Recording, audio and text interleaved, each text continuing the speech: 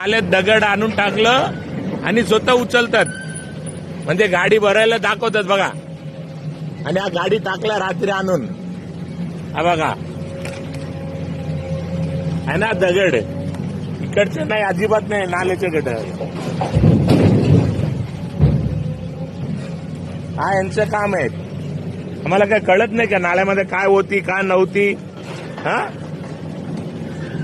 काय नाव आपलं? हो जैबा, नाव काय आपले? हा माझे नाव हनुमान मेकला.